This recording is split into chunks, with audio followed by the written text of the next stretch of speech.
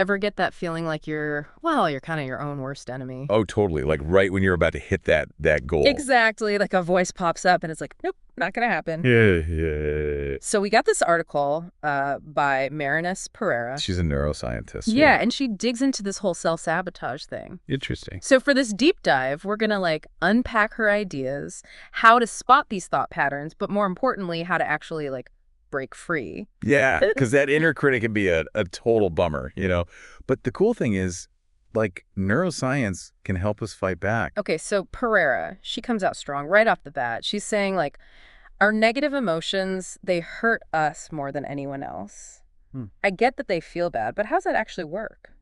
Well, it all boils down to, brain chemistry. Yeah. When we're all up in that negativity, the anger, frustration, our brains are pumping out these neurotransmitters. And in big doses, they can actually be kind of harmful. So it's not just like a feeling, it's an actual chemical reaction happening. Exactly. And these chemicals, they can mess with our focus, our judgment, even make it tougher to make decisions.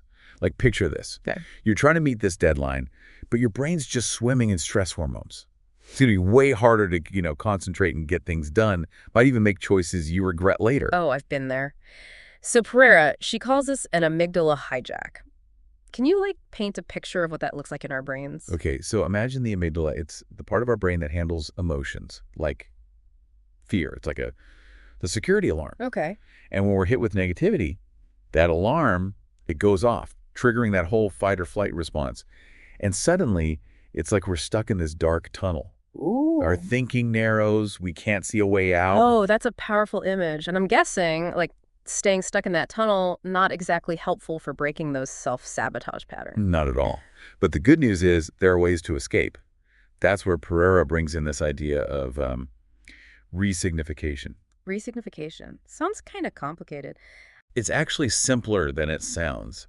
Think of it like consciously choosing to reframe a situation. Okay. Instead of getting all bogged down in the negativity, we got to ask ourselves some powerful questions, ones that focus on solutions. Like what kind of questions? Questions like why am I feeling this way? What went wrong? And the big one, how can I fix it?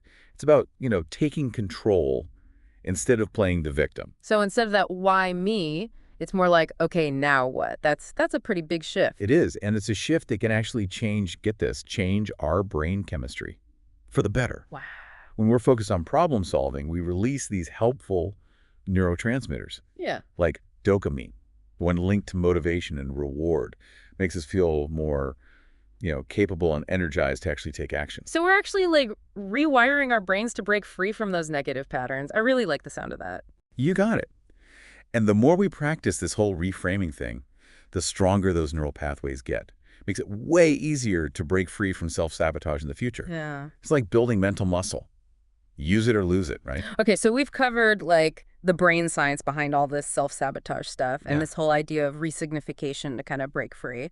But how do we actually like make it happen, put it into practice? Well, Pereira, she really emphasizes this thing about setting, clear goals. Right. She even quotes Alice in Wonderland. Ooh, I love Alice in Wonderland. If you don't know where you're going, yeah, any road will get you there. That's so true. But how's that connect to self-sabotage? Well, think about it this way. When you're feeling like lost, right, or like you don't have any direction, super easy to get stuck in this like negative spiral. Yeah, totally. But having a clear purpose, a North Star kind of thing to guide you, that can help you stay motivated and resilient, even when things get tough. Right, right. So it's like having this internal compass to like keep you on track, even when the road gets a little bumpy. Exactly. And remember that dopamine we talked about earlier? Yeah, the good stuff. Having a goal, something you're actually working towards, can actually trigger it. Really? Yeah, it gives you that boost of motivation, helps you push through those, self-sabotaging thoughts. So goals, they give us direction, and achieving them gives us those good chemicals, those feel-good chemicals, helps us stay positive. But what if we hit a roadblock? Like Pereira talks about having a plan, right? She does. And this is where things get really, really practical. Because it's not enough to just have the goal in mind, We need a roadmap to get there. Okay, and I'm guessing this isn't like your average to-do list. Not quite. Pereira, she suggests coming up with options. Option A, option B, even option C. Okay, I like it. It's about, like, anticipating the challenges that might come up and having some backup plans in place. So if one path, like, hits a dead end, we've got other ways to get where we're going. I feel like that takes away a lot of pressure, wouldn't you say? Absolutely. It's like having that safety net when you're, like, learning to ride a bike. Yeah.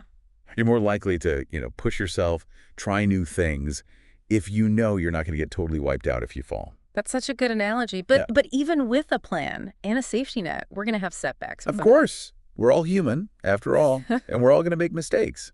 But here's the thing, the crucial part. Yeah. How we respond to those setbacks. Yeah. That makes all the difference. So it's not about, like, avoiding failure completely. It's more about, like, how we handle it when it happens. You got it. And this is where self-compassion comes in. Pereira, she really emphasizes that, we need to be kind to ourselves, especially when we mess up. Oh, that's way easier said than done. Right. Like, that inner critic can be so brutal sometimes. Oh, it can be brutal. But beating ourselves up, it only makes those negative patterns worse, Remember, progress, not perfection. That's the goal. Right. So instead of, like, dwelling on what went wrong, we should be focusing on what we can learn from it. Exactly. It's all about asking, what can I take away from this experience? How can I use this to, grow and move forward? It's like turning that setback into a learning opportunity. Yeah, that feels so much more, like, empowering than just wallowing in self-pity. It's like we're taking back control of the story. Exactly. That sense of control, it's so essential for breaking free from all that self-sabotage. It's about recognizing that we have agency, even when things are tough. So we're not just, like, passive passengers on this journey. We're the ones behind the wheel. You got it. And with the right tools and the right mindset, we can navigate any roadblock that comes our way. Wow, this has been incredibly insightful. We've covered so much ground. The science of self-sabotage, the power of resignification, the importance of, like, goals and plans, and that crucial role of self-compassion. But I have a feeling there's more to explore, isn't there? There is. You're totally right. Pereira, she kind of touches on this idea that, like, resignification, that whole shifting our perspective thing, it can actually make our mental state, like, more positive overall. Can you explain how that works? For sure. Remember all those good neurotransmitters we talked about, like dopamine, the motivation molecule? Yeah. Well, when we're, like, actively problem solving, when we choose to focus on the solutions instead of getting all, stuck in the negativity, our brains kind of reward us with this surge of those feel-good chemicals. So it's not just about, like, feeling better right then. It's about, like, making a more positive baseline for how we think. You got it. And those positive emotions, they have this ripple effect. They boost our creativity, our energy. They even help us see opportunities we might have missed when we were stuck in that, negative spiral. It's like those dark clouds have parted and we can finally see the whole sky. That's a perfect way to put it. And the more we do this mindful reframing, the easier it gets. It's like creating a path in the woods. The more you walk it, the easier it is to follow. Right. So to recap, I guess we've learned that negative thoughts, they're not just, like, annoying. They can hijack our brains, making it harder to think clearly and make good decisions. But the good news is we don't have to let those thoughts control us. We have the power to choose something different, to reframe how we think and focus on those solutions through resignification. And that shift in perspective, it doesn't just help us get through those challenges, it also helps us create a mindset that's more positive and resilient. It's a powerful process, and it all starts with that first step, becoming aware of those self-sabotaging patterns and making the choice to change them. So as we wrap up this deep dive, I have a question for you, the listener. What's one small thing, just one small action you can take today to start putting these ideas into practice? Maybe it's noticing those negative thoughts when they pop up. Yeah. And just, gently challenging them. Or maybe it's setting a small goal, something you can actually achieve, and making a plan to get there. Remember, even the tiniest step in the right direction can make a huge difference. And as you start to see those little wins, those moments where you choose resilience instead of self-sabotage, celebrate them. You're on your way to a more empowered and fulfilling life. Huge thanks to Marynês Pereira for her amazing work. And to you, our listener, thanks for joining us on this deep dive. We'll see you next time, ready to explore a whole new world of fascinating ideas.